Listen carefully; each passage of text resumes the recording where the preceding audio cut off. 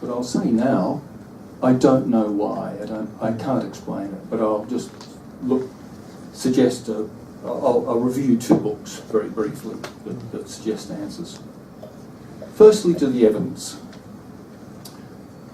How to prove elite hostility? Well, I suppose one could go in the newspapers and media and universities and look for hateful comments. You could look for smoking gun. One could look for statements such as this: the white race is the cancer of history. I mean, you couldn't get less ambiguous than that. There's statements of sheer hatred. By the way, she later recanted. I have to be fair to her. She later recanted and she said, I was being unfair to cancer. That was her recantation. Cancer's not as bad as that. But look, I think this is a valid approach, adding up praise and spite in various forums, various media. That will be relevant. Very difficult to say anything conclusive about it, because it's so easy to cherry pick quotes, ignore some, say you need a random sample of quotes. How would you go about that? It's very, very difficult. What I'll do tonight is adopt a more direct and fundamental approach, which is to look at policy outcomes within a particular theoretical frame. So that's why I don't believe this will be a proof, but I hope it'll be interesting. And the theoretical frame is evolutionary biology, because I'm a political scientist trained at Sydney University and elsewhere in Australia.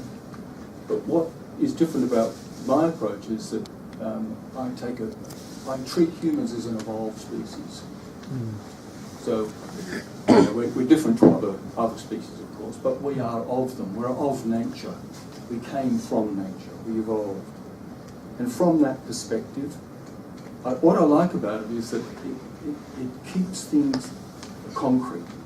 That approach deals with the most basic interests we have: interest in survival, in life, in reproduction, in status, individual and group status. It's really biological concepts. And from that theoretical perspective, looking at policy outcomes, I have to use this cliche, the 800-pound gorilla, so 395-kilogram gorilla in the room. Oh, right, it's difficult. Is that better?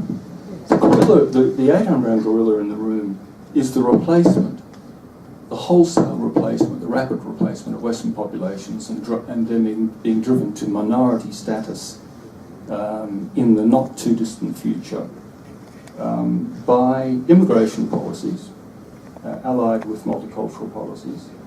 And what I like about that as a measure of is that one cannot think of much more that would be maladaptive than outright killing.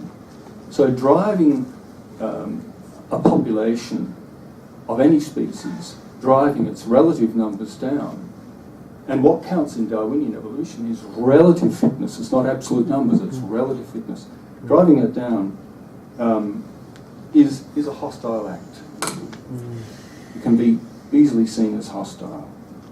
America will be minority white. The American nation will be reduced to minority status in about a quarter of a century, current predictions, and demography is the most precise of the social sciences.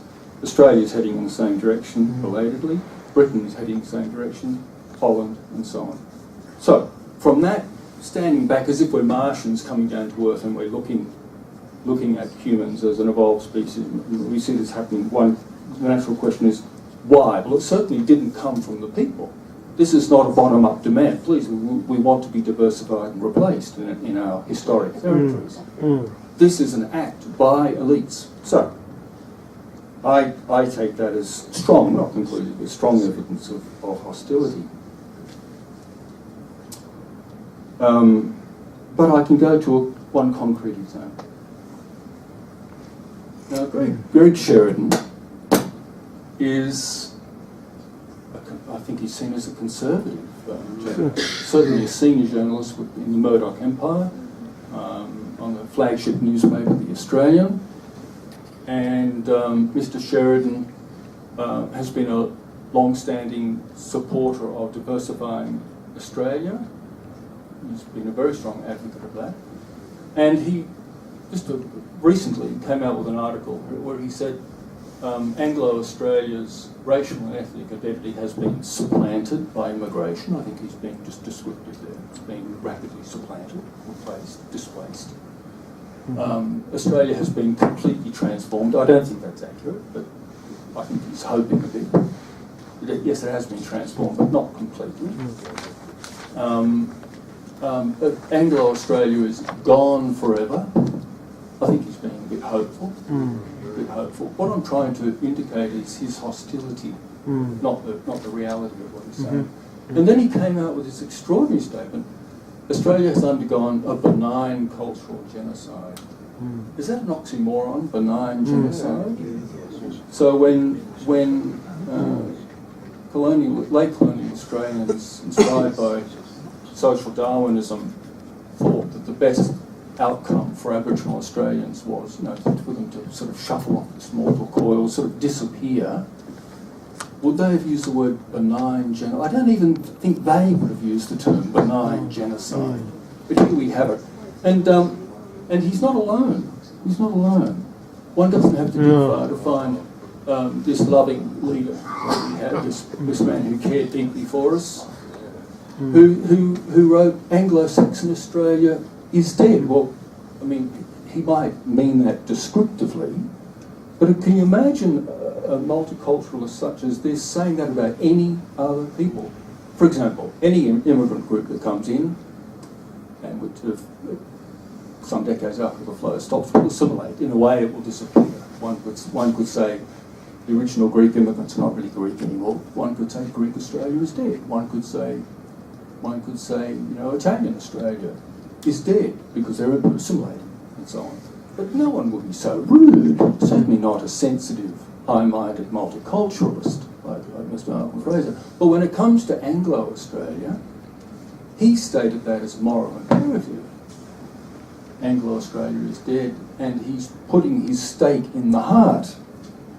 That's the mood in which he intended it. Okay, so now I'll shift from the macro to the micro, and I'll discuss education, because what Mr. Sheridan alleged was cultural genocide. Of course he didn't mean people being killed, he meant cultural identity, understanding of history, of place in the world, culture, cultural values, and that term is actually acknowledged by the United Nations. A couple of points on education, and then I'll move to causes. A conservative free market think tank, the Institute of Public Affairs, came out, I think last week. They've done a content analysis of, I think, 800 school curricula in English. They chose one discipline, English. And they found the classics have been largely abandoned. The examples used are often advertising texts when the children are introduced to texts to analyse. The three priorities are Indigenous culture, Asian culture and perspectives, and green politics, sustainability. This is English. This is not geography or history. This is English. So the education has been a cultural battleground for a long time, and it's flopped various ways, and this goes back. Charles Darwin delayed publishing his tome because of his really well-founded fear that he would be persecuted, and at that stage the upper hand was held by religious authority. So things change. I'm not suggesting that it's always going in the same direction, but for the time being,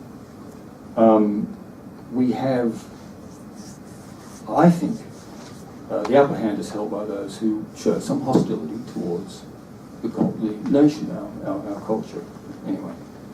And to finish that is my own personal observation of a primary school assembly that I attended last week to watch my son, my 7-year-old son, perform up on stage.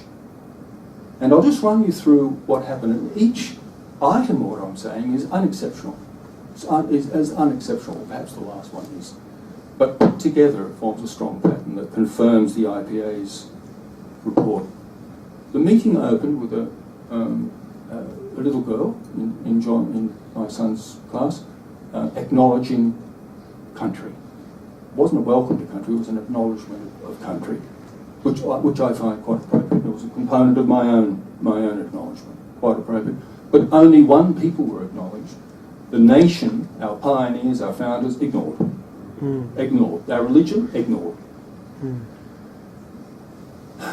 As the parents sat and as the children trooped in their class groups into the hall, some nice melodious background music came up. John Lennon's dystopian Imagine. Now, one might agree or disagree, but this is a public school. This is not a private atheist school. John Lennon described Imagine as the Communist Manifesto put to music. That's what he called it. And it is. So the message is, wouldn't it be wonderful if the world had no religion, no countries, no nations, no borders, and no property, of course, and no property. So then, at this stage, I began looking around the hall for some hint that I was in a Western country. Even though we're situated in Southeast Asia, we're a Western society. I began looking around. There was no religious insignia, nothing. But I found a flag. A flag, right at the front, prominently displayed at the front, the Aboriginal flag.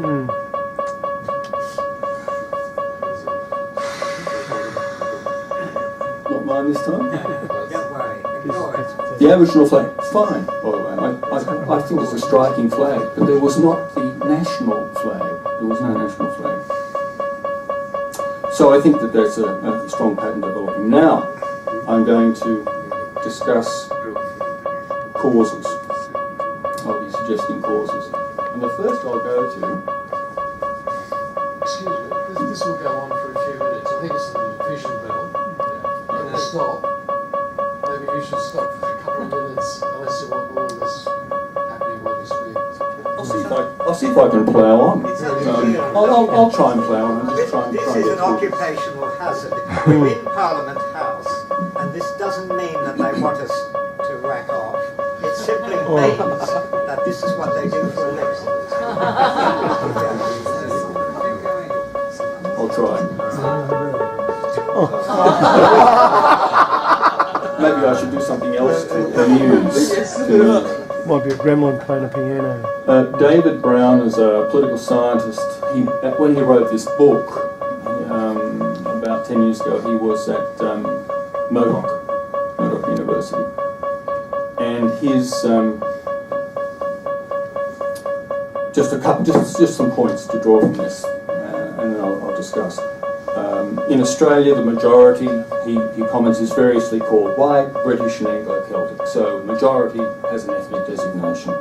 The multicultural state licenses minority ethnicity, but not majority. So there's a clear asymmetry there. There's a clear asymmetry.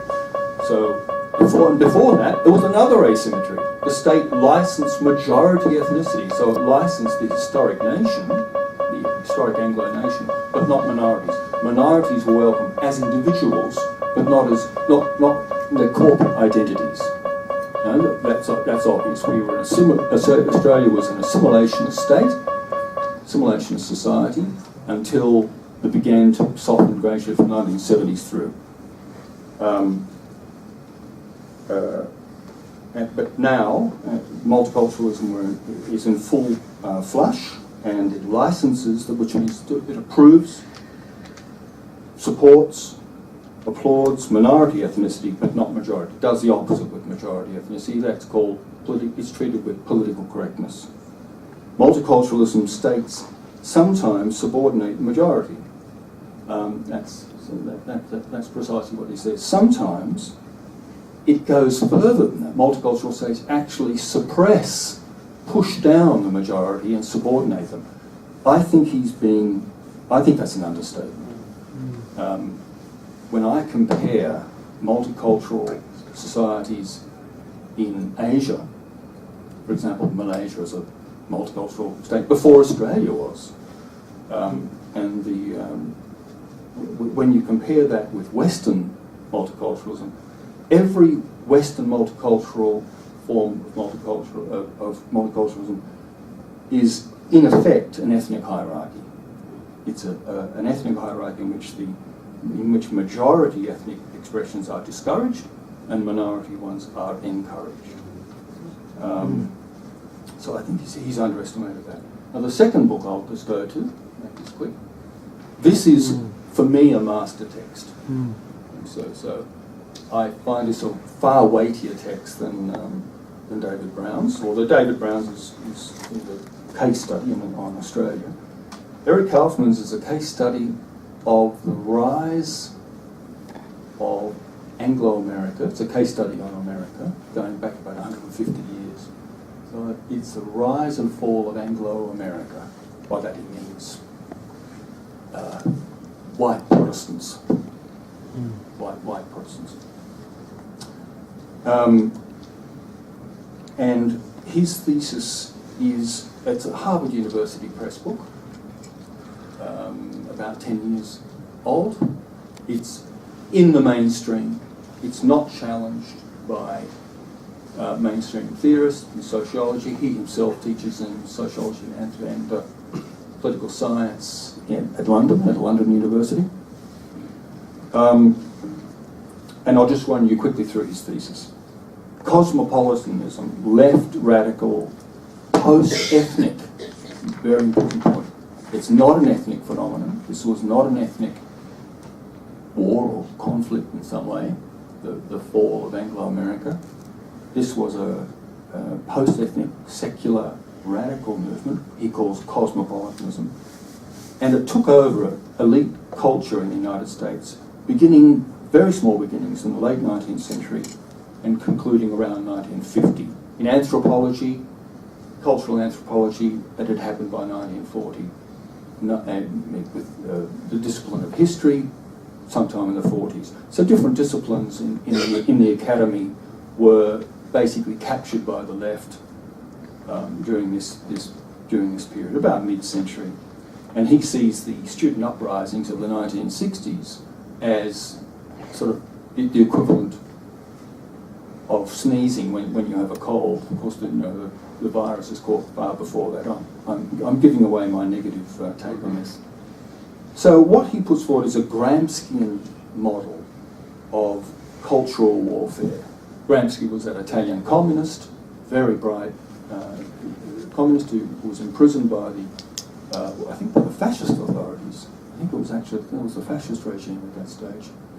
And he argued, he said, armed communist revolutions will fail. What you need to do is take over the head, not the body, but the head of the society. You need to take over the institutions of cultural production and distribution. That's the key term. The target, you've won the battle when you've taken over the institutions of cultural production and distribution, the education system, the education system, tertiary and secondary and primary, but mainly the people who produce the curricula. To repeat, Kaufmann's thesis is that this was not an ethnically motivated movement. This was idealistic, universalistic, individualistic, expressive individualism contributed to it in the post-war period. The sort of power that it gained is hegemonic power, not line power, not command power. It's not political power in that sense. It's hegemonic power. That is influencing the way people see themselves, their identity, how they position themselves in history and in the world. That's hegemonic power. Then he does something very interesting. It's as if he and David Brown have been talking, but I don't believe they're colleagues. He then, towards the end of the book, he says, the result of this has not only been multiculturalism, but asymmetric multiculturalism. Multiculturalism where minorities are favoured and protected and promoted, and deals done with them, immigration kept open for their co-ethnics, white racists, and let's face it, which racist is not white in the multicultural lexicon, is kept down, so that majority ethnic expression is suppressed, minority ethnic expression freed, if that's what they want, and he calls that asymmetric multiculturalism. And the only thing holding these people together is their hatred of the majority, or their competitiveness, to be more accurate, is their competitiveness with the majority. So multicultural politics is essentially a coalition politics in which the ethnic minorities, basically on the far right, I mean these are tribally minded, ethnically, racially minded people. You know, I suppose the left would normally call them the most far right bigots that you could get, but they're in alliance with the left against the majority ethnic group. So it's the unholiest of alliances that one could imagine. They've been made clients of elite leftist intellectuals against the majority. So that, I think, constitutes at least a hypothesis of how